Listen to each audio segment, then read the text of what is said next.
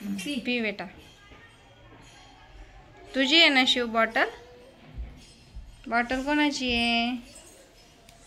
शिवची आहे. ओ शिव,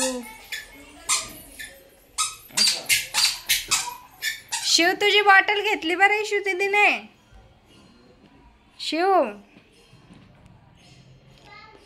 ए शिव, हळूहळू प्याव, थोडं थोडं प्याव.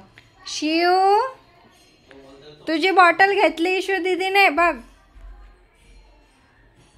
सोडून द्या त्याला, खाली सोडा सारा. तुझी बॉटल घेतली बघ इशू दीदीने. बापरे, ती घेतीये बॉटल. घेतली तिने. तू दिली ना तिला? तू घेत नाहीये मग? तू घेत नाहीये तुझी बॉटल? तू माग ना दीदीला. माग दीदीला. दे ग, दे ग, दे ग शिवची बॉटल आमच्या. शिव घे बॉटल घे. बाई तीच देऊन टाकते. आता तू घे इशू. इशू बॉटल घे ना भैया जवळून. झालं का तुझं पण? चला मग बाय.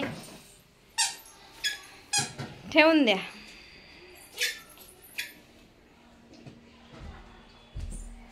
ठेवून द्या.